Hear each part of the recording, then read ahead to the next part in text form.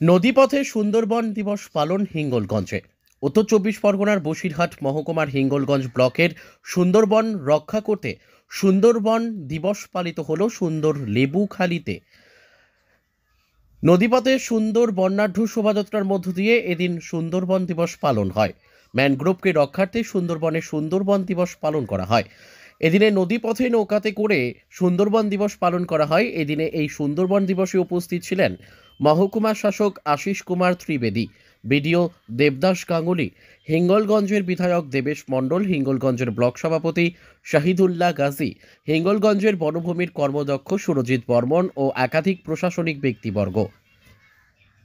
হিঙ্গলগঞ্জ থেকে সুকান্ত দাসের report, crime press Bengal news. দেখুন, আজকের মূলত 11ই ডিসেম্বর সুন্দরবন দিবস। এটা সুন্দরবনবাসীর কাছে একটা গর্বের দিন। এই দিনটা উদযাপনের মধ্য দিয়ে সুন্দরবনের প্রকৃতিকে রক্ষা করবার একটা সংকল্প গ্রহণ করা হয়। সেই কারণে আমরা এই সুন্দরবন দিবস সরকারি প্রোগ্রামের মধ্যে আমরা পালন করি এবং সুন্দরবনবাসীকে আমরা সচেতন করি যে সুন্দরবনকে রক্ষা করতে হবে। সুন্দরবনের গাছ, বৃক্ষ, লতা, গুল্ম, যা কিছু সুন্দরবনের সম্পদ, মধু, বাঘ, হরিণ এবং বন্য প্রাণী বা কুমির, সমস্তটাই রক্ষা করতে হবে।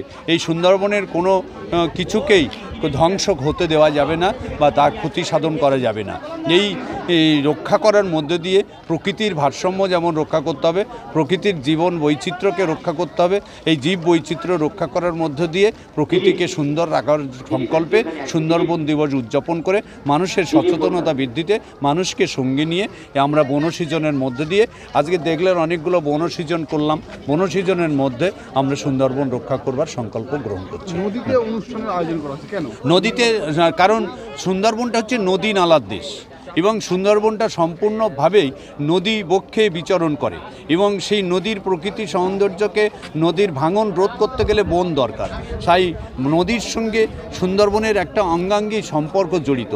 সেই সম্পর্কের প্রকৃতির যেটা উপলব্ধি করে সেটাকে রক্ষা করবার সংকল্পে আমরা শুধুমাত্র মঞ্চ বেঁধে সেখানে কথাবার্তা বলে নাচ গান বা কিছু বাক্য ব্যবহার করে সুন্দরবন রক্ষা হবে না। তাই একেবারে সুন্দরবনের সঙ্গে মিশে গিয়ে বনসৃজনের মাধ্যমে আমরা আজকের 5টা জায়গায় বনসৃজন করব।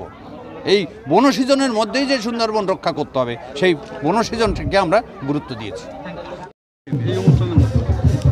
আমরা মূলত সুন্দরবনের যে ঐতিহ্য, বৃক্ষ এবং নানা রকম জীব জন্তু, সেইগুলো অনেকটা ধ্বংসের মুখে।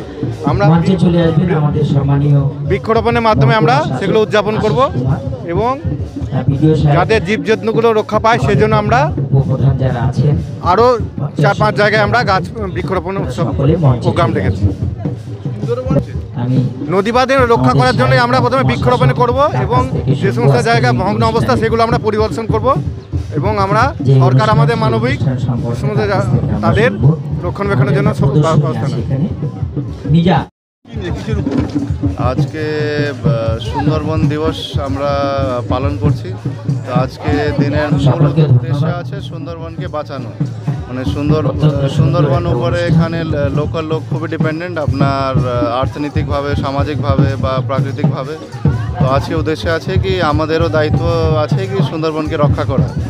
এই আজকে আমাদের মূল প্রোগ্রামে মূল উদ্দেশ্য। তো এই আমরা আশা করি কি আমরা সবাই বেশি সুন্দরবনকে, লোক হোক বা অ্যাডমিনিস্ট্রেশন হোক বা পুলিশ হোক, সবাই আমরা মিলিয়ে যেন সুন্দরবনে রক্ষা করতে পারি। Thank you.